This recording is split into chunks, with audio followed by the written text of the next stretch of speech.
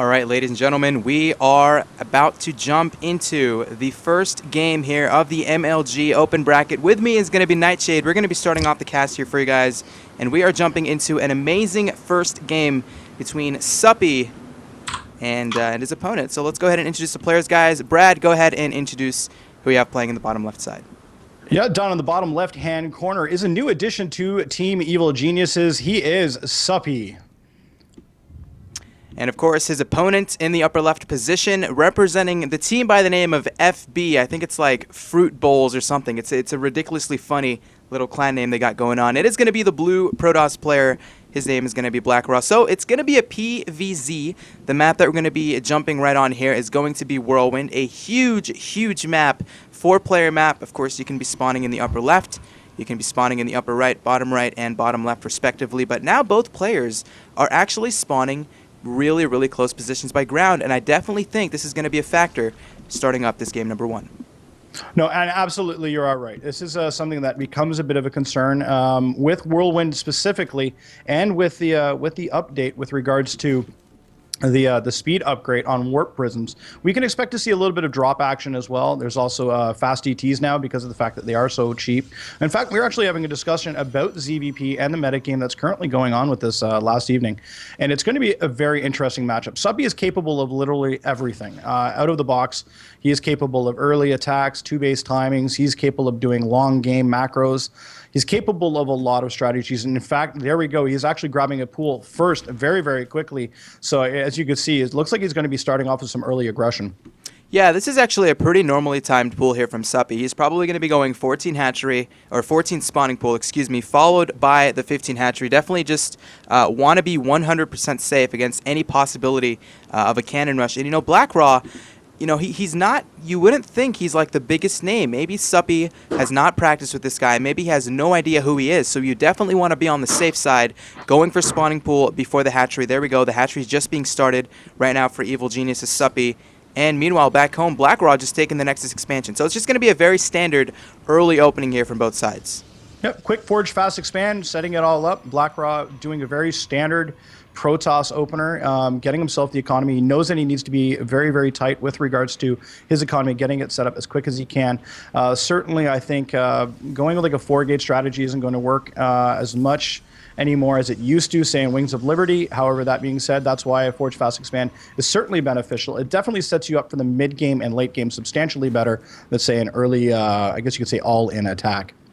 I completely agree, and you know, these positions, as we mentioned before, can really spark a choice of tech here for Suppy. He can go Mutalisks, which is something he loves to do in PvZ, of course, depending on these positions. So imagine the bottom left side, just a natural hatchery. The distance between that and the actual main of Blackra is nothing. But, of course, he can make him look like a complete fool and then go straight for something like a Roach Hydra composition, or even tech straight up to Hive and even transition into something like Ultralisks. But now Blackra doing the very safe, the standard play, as we mentioned before. We're seeing the Nexus coming down at the natural base. Gateway is going to follow. Should be seeing a Cybernetics core here very, very soon. And now it's going to be up to both of us to figure out what tech it's going to be coming here from Blackra. Is it going to be a Stargate, or is it going to be some sort of robotics play? Yeah, and that's really, and I mean, at this it sits right now, he has both gas occupied, so it is literally a guessing game. It depends on what Blackra chooses to go with. And with Oracles being an unbelievably good addition to the Protoss fleet, it is certainly going to help him a great deal if he goes that path. But at the same token, does he go robotics bay? That's something that he can also do. That will give him the Colossus advantage. That certainly will help address any of type of the ground game, like going with a lot of Ling Muta play, because of the fact that you'll have so many Zerglings running around on the map. Going with Colossus will help tear that apart. If he decides to go Roach Hydra, he'll be able to utilize that as well. Both really kind of lend themselves well against a lot of different builds that Suppy can employ here. And it looks like he's actually going to be planning on placing that Stargate. So Oracle's Void Rays, I think we might see both of those. Yeah, that's a possibility. I would assume most likely probably going to be Phoenix play on. Honestly, you know, Blackra, I'm quite a little bit surprised here with this Phoenix play, or possibility of a Phoenix play. You would think that, Suppy's a bigger name. Maybe he's going to try to take a quick win with maybe like an Immortal Sentry all-in and then decide to go for the robotics facility early on.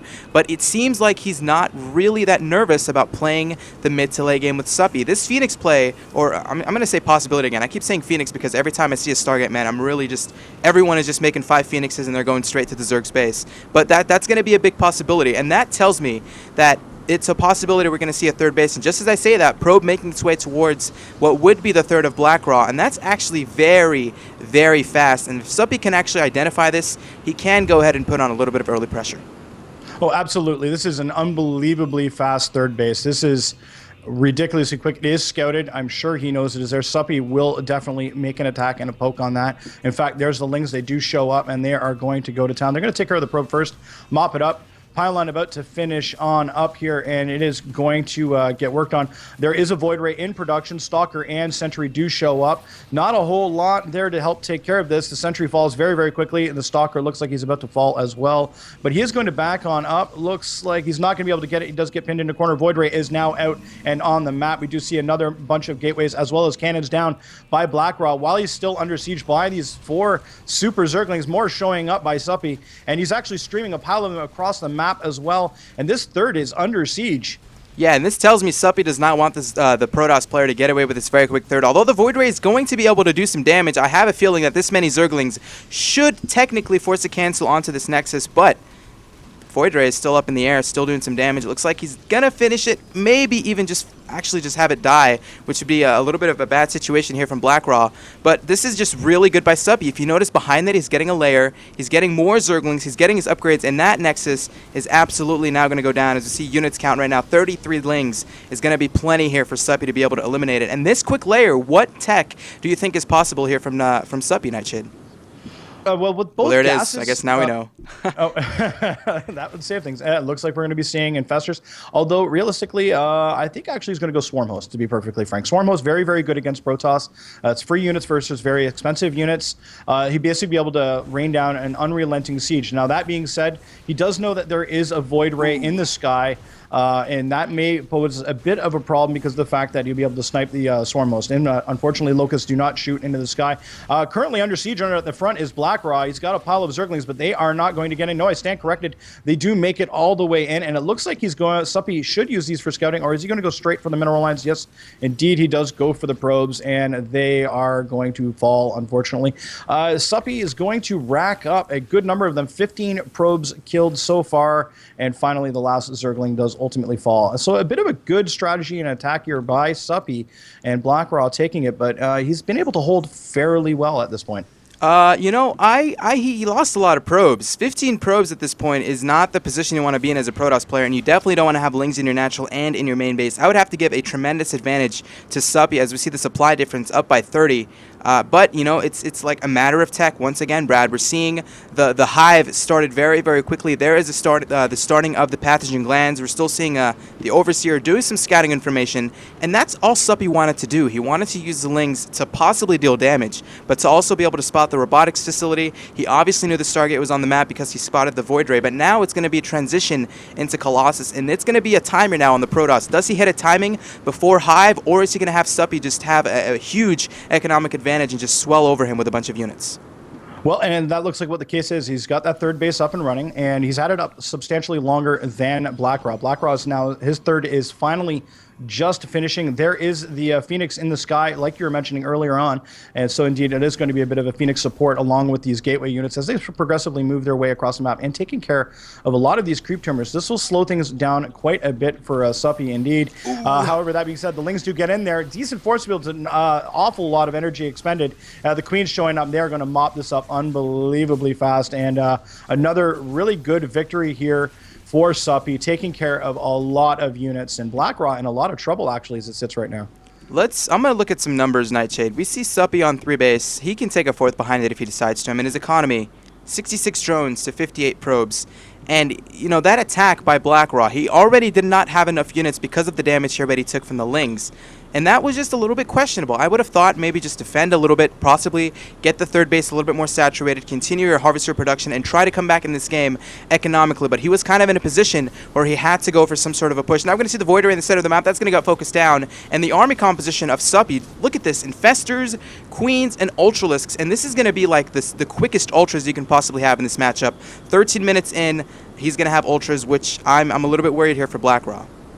Oh, and he should be. The creep highway is spreading unbelievably quick with these 4 queens up at the front. Lots of Lings on the map. Ultralisks on the way. Infestors here to lock down almost anything that moves in the sky.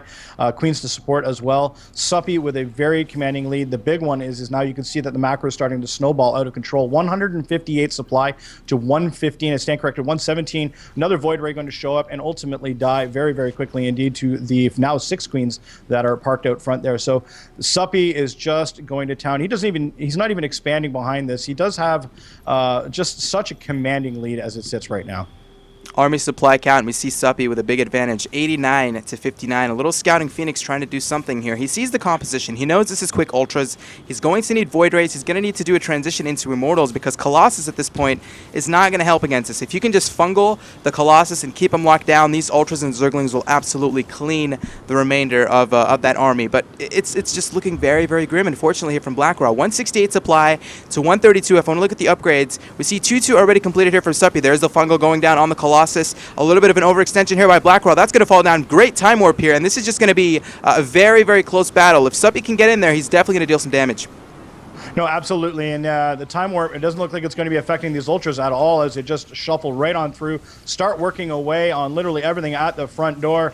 And Colossus is trying to do as much as they can, rather Colossi, not enough. There is a Mothership Core working away. Photon overcharge going down.